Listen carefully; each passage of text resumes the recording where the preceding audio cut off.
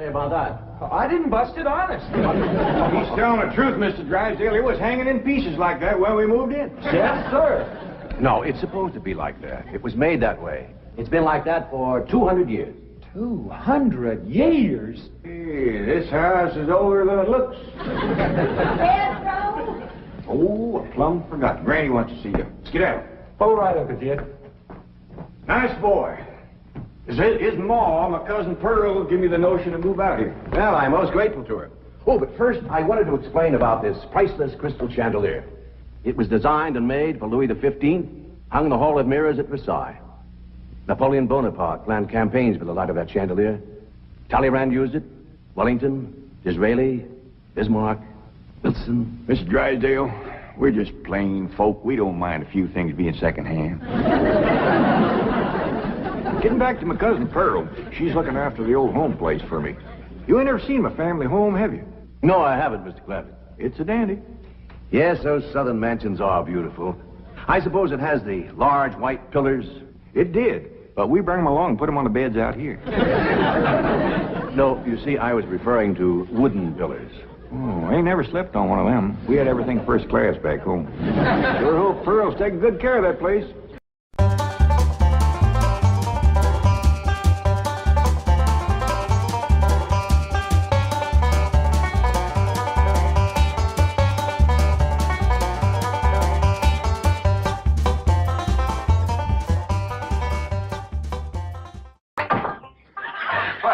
Hello there. Oh, why, you're Mr. Brewster from the oil company that paid Cousin Jed all that money for his swamp. 25 million to be exact. You ain't here to back out, are you? No, indeed. Your cousin's money is safe in the bank in California. I just thought you'd like to know that I heard from the bank, and your family arrived in Beverly Hills safe and sound. Oh, that is good news. My son Jethro drove him out, you know. Yes, I know he did. Oh, I have something here from the bank. I think you'll enjoy it. For me? They told me at your house I'd find you here. Yeah, well, I promised Cousin Jed I'd keep an eye on the old home place for him.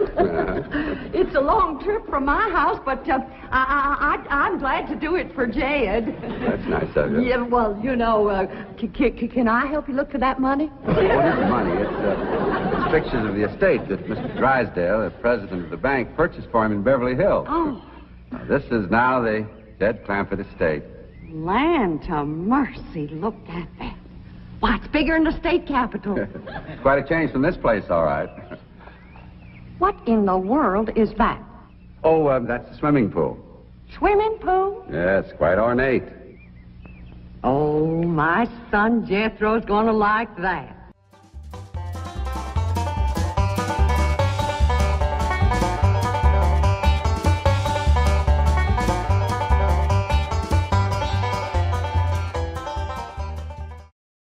Granny, when we's done washing, can I go swimming here in the cement pond? Of course not. I don't allow nobody to splash around in my wash water. Ain't there no place else you can wash?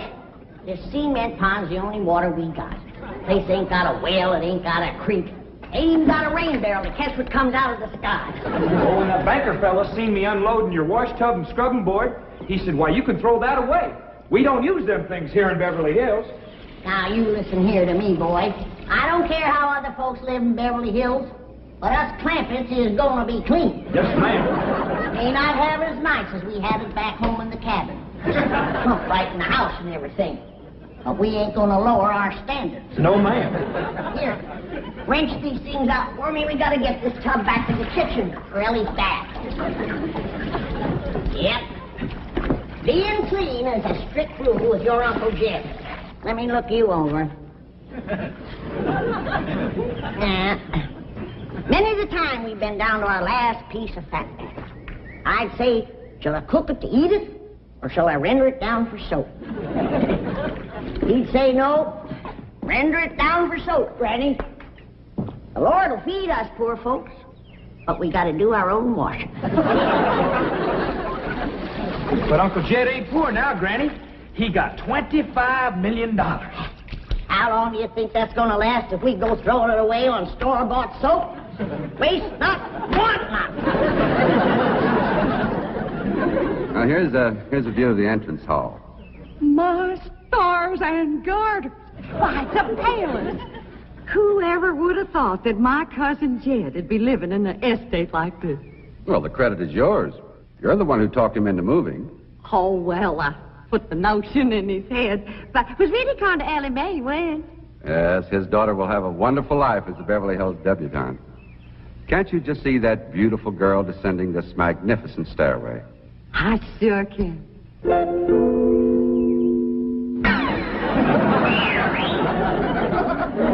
Elly May, I don't reckon that's the way a young lady comes down the steps in Beverly Hills, is it, Mr. Drysdale? Oh, not as a rule, no. Oh, I can come down the other way. Watch this.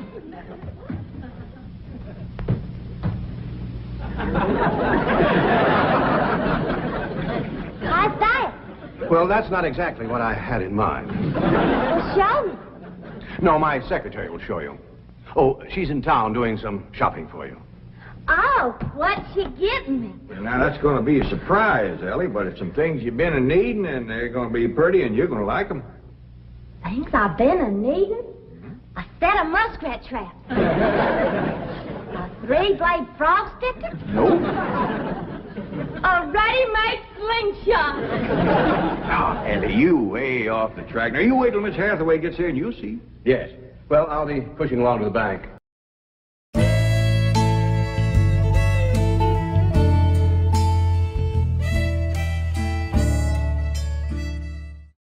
Now, don't you worry about your daughter, Mr. Clampett. When my secretary gets through with her, you'll think she's been to finishing school. I sure wish my cousin Pearl was out here, fixing Ellie up. She's a whiz at fancy sewing. Oh, is she a dressmaker? That woman can make anything. Why, she can pick up a handful of straw, and before you know it, she's made a hat. That's remarkable. So she's a milliner. Oh, she's a Clampett. Married a Bodine. I don't recall knowing the milliners. Milliners are women who make hats. That's Pearl, all right, but she's a Clampett. You talk about making hats. Pearl made herself a hat one time that was shaped just like a bird's nest. And in there on the nest was this blue jay a-setting on her eggs.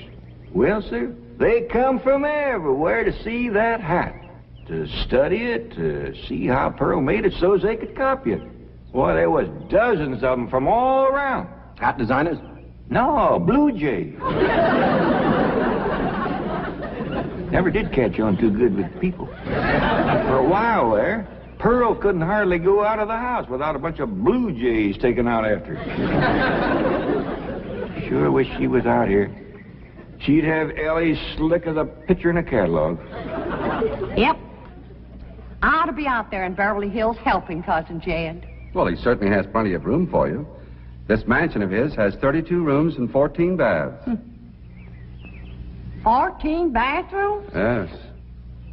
A sunken marble bathtub. Oh, I can just see Elly May having herself a bubble bath in there.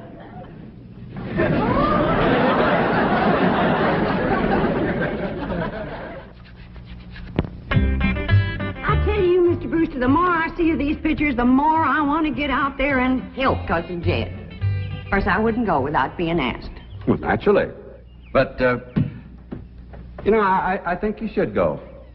I've been asked. Well, now, it's not exactly my province.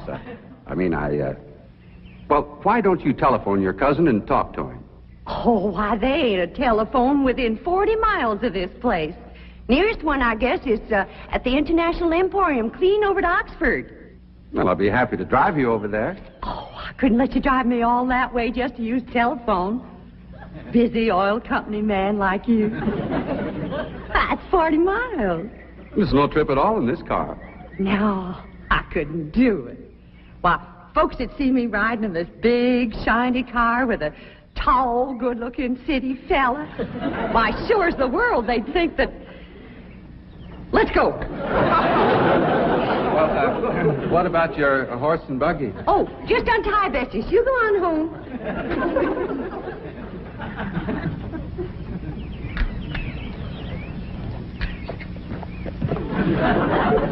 Well, Bessie's headed for home, all right. Mrs. Bodine, how long has your buggy been hitched there? About an hour. Why? Why, Blue Jay built her nest on the seat. and she was sitting on her eggs.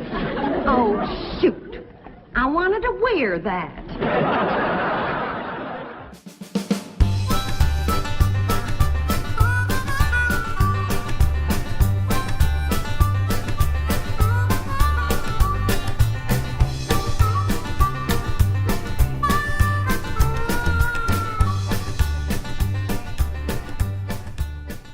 Mon capitaine, je suis traiteur. Fine. Ready for Elly May? Gentlemen, aided and abetted by the gossamer garments, exotic lotions, and other feminine appurtenances within these cartons, I am ready to assume the role of Pygmalion and transform that barefoot galatea into a striking and sophisticated paragon of Beverly Hills literature. That's a yes the hard way. Well, duty calls. I leave you in capable hands. Goodbye, Mr. Clampett. Thank you, sir. Chief? Well, that sure is neighborly of you, Miss Hathaway. You reckon you can handle Elly May? Uncle Jed, Granny says... Oh, howdy, Miss Hathaway. No. Bonjour, Jethro. Carry them things in for Miss Hathaway, Jethro. I think she kind of likes you, boy. She does? Well, I can't take them into the house. That's what I come out here to tell you. Granny says that all the men folks got to stay out of the house while Elly May's taking her bath. Oh. But isn't Elly May bathing in the privacy of her own bedroom suite? Hear what she called you? Sweet. What's the matter with him? Why doesn't he answer? Hey, he's just a little shy, I reckon. Ask him again. Is Elly May in her bedroom suite? No, she ain't, darling. Fine, I'll find her myself. Uncle Jed, I got me a girl. You sure have, boy, and a city girl, too.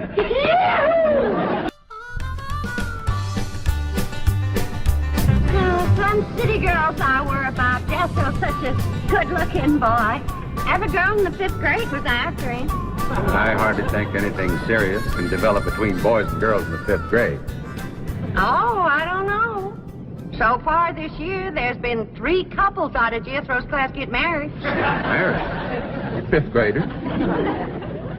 Parson's nearly as busy in that school as the teacher. That's amazing. Oh, I've heard of... Uh-oh, wouldn't you know it? There's that Snoopy Alberta Bradshaw and her big mouth daughter sitting on my front porch. Oh, I could just hear the stories they'll start going on if they see me in this car here with you. Yoo-hoo! Alberta! It's me! Terrible gossip, that woman, always making trouble. She tried to talk Granny out of going to California. She ought to see Granny now. Living like a queen in that Beverly Hills mansion. Yeah. I should have listened to Alberta Bradshaw and stayed home. We had a pump right in the house. Didn't have to tote water a quarter of a mile. Oh, you ready to get rinsed off, Elly? Well, not yet, Granny. Should have washed my hair. No. You better wait till I can catch some rainwater. That pond water smells like it's got medicine in it. I wondered why there's no fish in that pond. Yeah. I reckon that water killed them fish. But don't you worry. My lye soap will kill anything that killed them fish. Have you seen...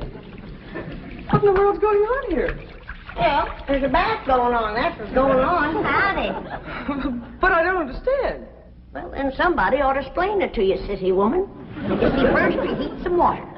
Then you put it in a great big tub like this. You put some soap in it, and then you get in it, and you start to wash, and that's what you call a bath. Granny, you don't have to do this sort of thing in Beverly Hills. Don't you listen to her, Elly. Ain't you ever heard that saying that cleanness is next to godliness? But of course, John Wesley said that. And I bet he didn't live in Beverly Hills. Here, Elly, dry yourself off with this nice big bath towel. My girl, I'll rinse off that old lye soap. Lye soap? Did you say lye soap? That's right. I make it myself. But that will ruin this beautiful girl's delicate skin. I've been washing with it for 72 years. Look at my skin. It's like leather. Yeah. Nice, ain't it? Granny, I hope you will forgive my momentary bewilderment at this primitive form of ablution, but please let me explain. Well, first explain what you just said. Well, Elly May has a beautiful big bathtub upstairs. Upstairs? It was hard enough carrying the water in here. I ain't going to tote no water upstairs. You don't have to. There's a big, beautiful... Haven't you been upstairs? No. Jed said that probably belonged to somebody else. Ain't that right, Ellie? Yeah. Paul said he heard tell that folks sometimes live one family right on top of another. But that's only in apartment houses. This entire house belongs to you. And each one has his own individual bedroom suite. Come along and let me show you. And also the lovely things I brought from town. Yeah, you go ahead. I'll be up directly. What all did you bring from town? Everything, Ellie. Everything from chapeau to pumps.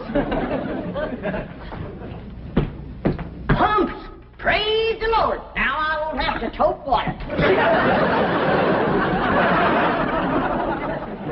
Jethro? Yeah, Uncle Jed? Now, you're going to be keeping company with a girl. Is there any questions you like to ask me? What kind of questions? About girls. How much you know about girls? They softer than boys. Yeah, I reckon. Generally speaking. And they shorter and rounder. Yeah? And the hair's longer and it smells sweet when you snuggles up to them. Oh, so you've been doing some snuggling, have you? I've done more than that. Well, I reckon you better tell me about it. Who was she? Prettiest girl in the hills. Big Mouth Bradshaw. Well, Verna's girl. I hear tell she's kind of fast. Is she ever? Uncle Jed, I was walking past the cabin, and Big Mouth, she calls out the window to me. She says, "Howdy, Jethro." She says, "My ma's just made a big batch of cookies. Come on in and have some." And I says, "Sure your ma won't mind?" And she says, "Ma's gone, and so's Pa. I'm here all alone." Well, Uncle Jed, I was in that house before you could wink an eye. Can't say as I blame you. Well, no sooner was I inside, the Big Mouth, she puts a music record on the phonograph machine and commences to sashaying around, a twisting and a turning. Dancing? Yeah, I reckon so. Anyway, she says, "Put your arms around me, Jethro, and I'll teach you the two-step." What'd you say? I says, "Listen, Big Mouth," I says, "here we are all alone. Your ma and your pa gone. And you think that I'm going to waste my time dancing?" I says, "Not me, sister. Bring on them cookies."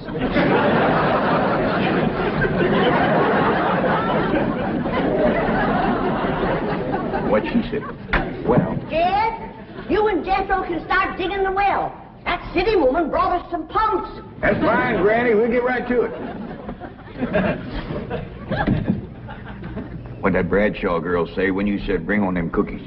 Well, she just held up them cookies like this here. Kind of blinked her eyes at me and said, "Jethro, which do you think it tastes sweeter? These here cookies or my lips?"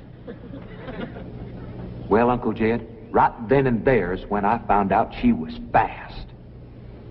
I grabbed them two cookies, and it took me 2 miles to outrun that gal. Jethro, one of these days, you and me's got to have a long talk.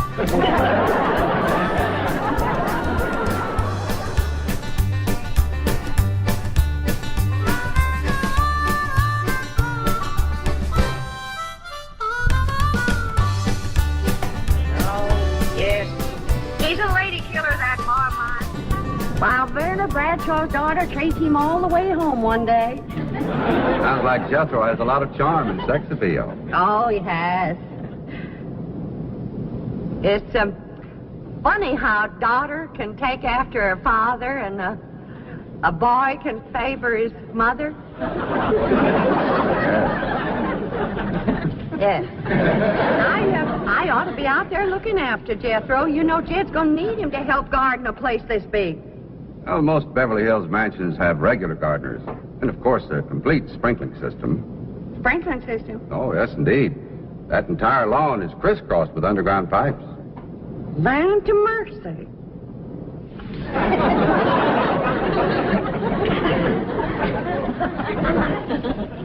By thunder, Jethro, there's water all over this property. Ain't too deep, neither. I know. Should I commence to digging? Well, now, let's get as close to the house as we can. That way the pump won't have so far to pull. Clampett? Jethro? Oh, here comes your sweetheart. It's Clampett.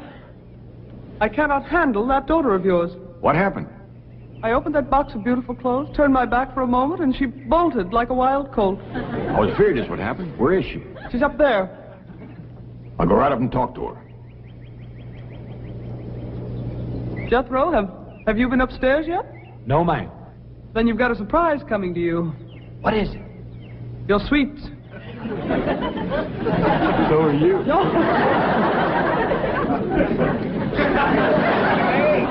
Oh, howdy, Pop.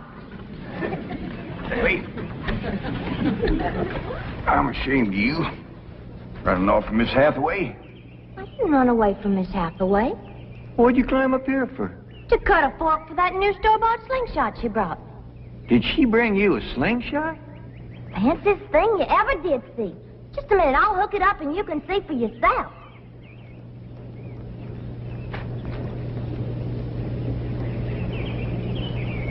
Look at that. Doggone. A store-bought, lace-trimmed, double-barrel slingshot. Ain't it a doozy? I don't know how good I can aim it, but it'll sure throw a heap of rocks. Yeah. They really need me out there. Well, I could work wonders for Elly May with my fancy sewing and beauty secrets and hairstyling and everything. Of course, I had to learn all those things, not having a husband to support me. Didn't you say it was 40 miles to the town of Oxford? That's right. Well, we've already driven 110 miles. Land to mercy, I forgot to tell you the turn off. Well, long as we come this far, maybe we ought to go right on to California.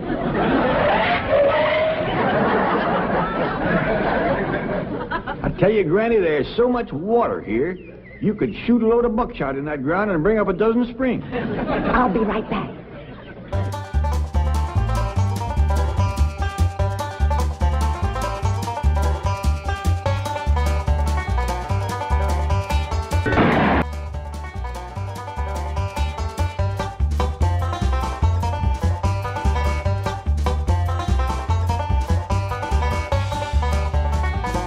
I ain't never missed yet.